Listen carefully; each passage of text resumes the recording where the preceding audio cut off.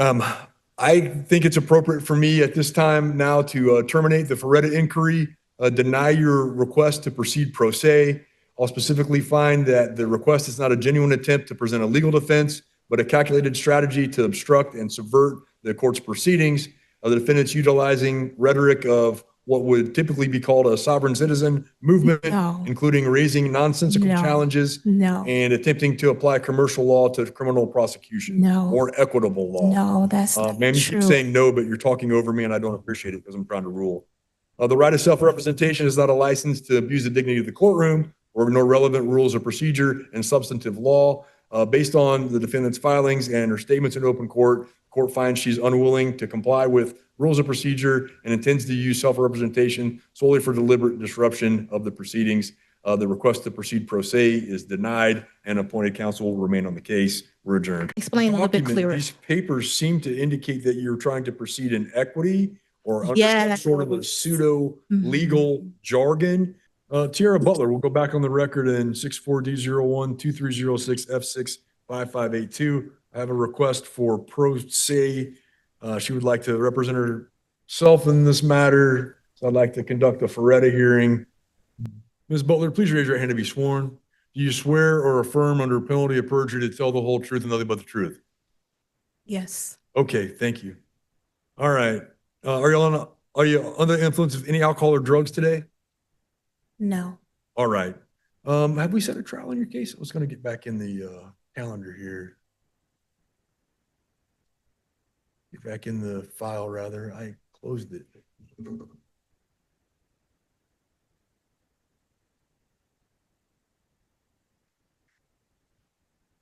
We did, Your Honor. Oh, that's right. Yeah, we set a trial already. Your trial set for August the 18th and 19th, and you've indicated you want to represent yourself. Did you have a chance to review the pro se waiver rights form I presented you in open court? I looked at it a little bit. Did you sign off on that? No, I did not sign off on it yet. Okay. Would you like to have more time to review it before you sign it? Yes. Can I get the second page, please? Because I had written on the back of it. You have a spare. I'm just gonna give me a whole new one. Can I also address something? You just let me know when I can. Oh, go ahead. When we spoke earlier about the document that was submitted, I just want to inform you that the head clerk is aware of it. Since May 11th, they've been working with me, providing me all the accounting. What you just gotten just now, I think one of your staff did not follow the correct procedures. So I was going to let you know that my estate has not been abandoned. I also want to let you know that I did not appoint anyone to administrate my estate. So for that being said, I'm coming here with honor, clean hands, and no controversy. I do not want to argue about anything. I just want it to be settled, closed, and gone. Okay, ma'am. Anything else? When you do present another date for me to come in, would I be able to talk about this matter? How this all led up to, because I really never got a chance to even speak to no one. I've been Ma'am, that's what the jury trial's for, okay? All the facts and circumstances related to the case, the state's evidence, everything of that nature would come out during the jury trial. So I need to go through this Faretta hearing with you, ma'am. Okay. You've indicated you want to represent yourself at trial. You have a right to do that, just as you have a right to have counsel present and have a court-appointed counsel if you can't afford one. But before I make that decision final, I want to make sure you understand what you'll be giving up. You understand you may have a number of defenses which apply to your case, which an attorney is trained to know. Do you understand that? I comprehend. Okay. And do you realize that if you were convicted of the offense in this case, that you're facing a possible penalty two level 6 felonies. So each one of those would carry between 6 months to 2.5 years in prison. So the total combined penalty could be 1 year to 5 years in prison. Do you understand that that's the possible penalty? I comprehend that as well. You realize there are factors the court can consider in increasing your sentence within that range or in decreasing your sentence within that range, and that those are called mitigating and aggravating circumstances, and that a trained attorney knows how to identify those and present those to the court. I comprehend that. Okay. Attorneys have developed certain skills in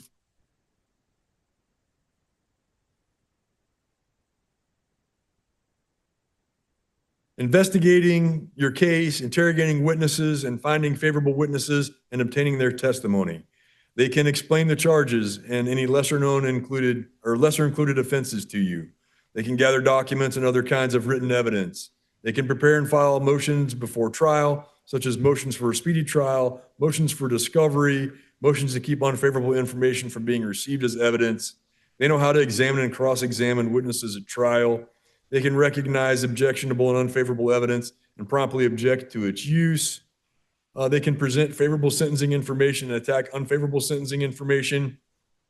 At a jury trial, they can present favorable opening and closing statements, prepare appropriate written jury instructions, and select a jury. They have the training, knowledge, and skill at properly preserving the record of the case for purposes of an appeal.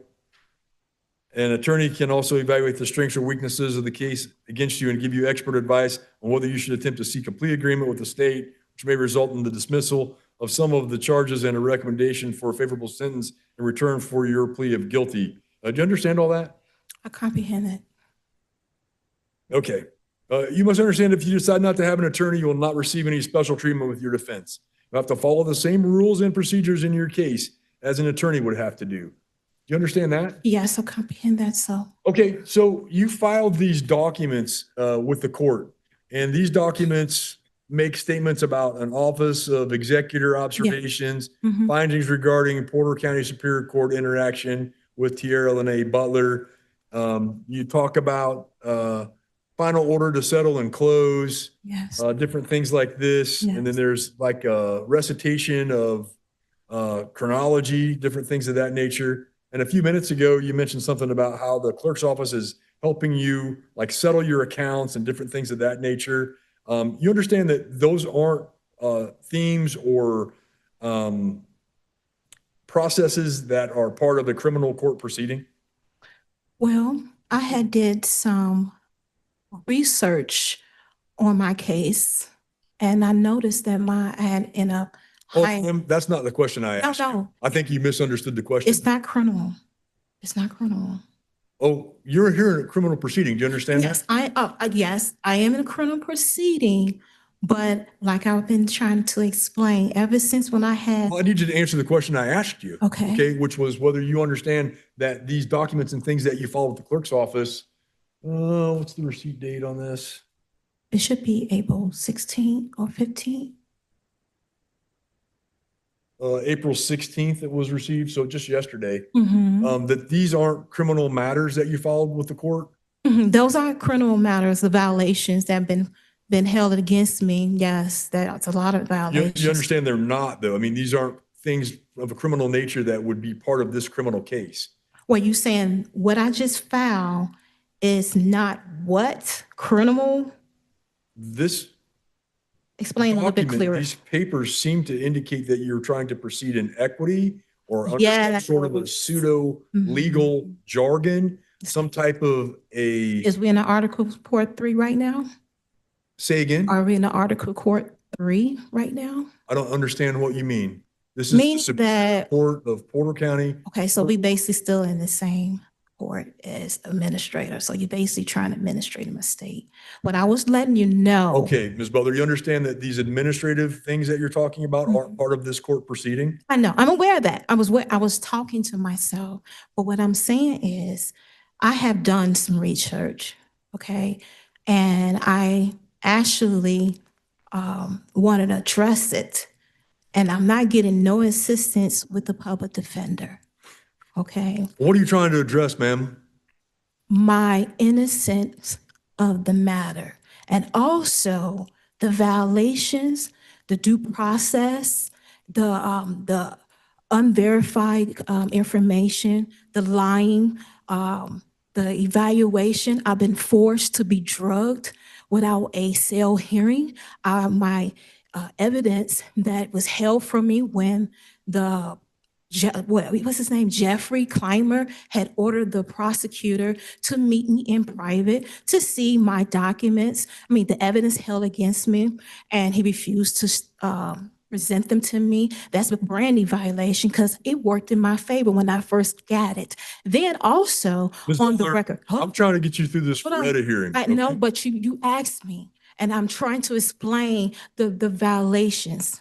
Okay. Right, but those aren't violations that are They are. part of this court proceeding. Now, on this court If proceeding, you have something that you plan to file related to that, it has to be filed through your attorney because you And still have attorney. I did that too. You know what he did? I don't know, ma'am. Ignored me. What you have filed through the clerk's office, you're saying are that matters in equity. We don't recognize what you're talking about in You these guys filings. this is a bank. This is a bank. I understand how the What'd you court- say? This court system operates like a bank. Okay, it doesn't, ma'am. This It court system doesn't operates. operate like a Yes, it bank in any way whatsoever. Hold on, let me finish. No, I'm not gonna let you finish that Okay. particular I statement. said I want to Because I conference. just Don't need- want to argue. I need you to, I just want you to redirect it. understand me mentally. I did the mental thing just fine. Okay. I'm not worried about any mental thing. Okay. What I'm worried okay. about is the conception you may have that this is some sort of court of equity or some sort of a business transaction, some sort of a bank, something of that nature, because it is none of those things. You realize that? This is a criminal court. Yes, it is. This setting is. We're not an Article 3 court. That's a federal concept. Yes. You understand that? Yes, I am. Okay, we're an Article 7 court, if you must know, in the state of Indiana, separate judicial branch, Yes. not any of the things that you've said here. Yes. So what I need you to tell me is Okay. whether you are understanding that you have to follow, if you're going to represent yourself, you have to follow all the rules and regulations that are promulgated by the courts of Indiana. You have to follow the criminal rules. You have to follow the trial rules. Yes. Will you do that? Yes. Yes. Yes. You will do that. Yes. So you understand that what you filed yesterday can be stricken under the record. Under the trial rules, under Indiana Trial Rule 12F, because it's impertinent to anything that is going on in this proceeding. You realize that? I understand that in a sense, but like I keep explaining to you, it was not supposed to be filed in the court. That's the difference. You filed it at the clerk's office. Yes. Well, let's carry that out for a minute. Yes. It's a difference. What's the name of the clerk's office? The court's office is the clerk of clerks. Clerk of clerks. Clerk Yes. of courts, right? So they're our Yes. clerks. So if you Yes. file something and you have a case pending, they send that to your case. Unless you try to open a case of your own, No. you're trying to open litigation of your own. No. Okay. What I am. This has to be presented in your court case here that you have pending before us. Okay. you're So you telling will me not to strike follow it? the Rules. You won't strike it down, or you will strike Oh, it it down? has to be stricken. It is impertinent to anything we're doing here. You understand? No, I don't understand. Okay. How you You just have strike- filed documents making commercial demands, demanding accountings, Yes. challenging the capitalization. No, you didn't do that, but challenging different things about who you are and who you would in equity Yes. minister to, And for those me, kinds of things. Ma'am, you understand those have no basis in Indiana criminal law. okay, You realize But- that? but let me explain. Can I make a statement to you then? You said there's no basis in criminal Go law. ahead. What's your statement? What I also want to say something, and I also am a minister, and I want to read this on the record, okay? And it states that should a man prove himself to be living and not dead, nor lost of sea, his estate must be returned to him with mean profit. I am the living man that has a womb. I have accepted appointment of this office of executive. As such, this office give notice of its observations and findings. And now I have issued orders, okay? And in the scripture, the living and the spiritual man judgeth over all things, yet he shall be judged by no man. And that's 1 Corinthians chapter 2, verse 15. Like I said, I came here with clean hands. And I'm now the executive. My estate has no longer been abandoned. And I don't allow no more trespassing and interloping upon it and administrating it. I discovered a lot of things along the way, put me in this position.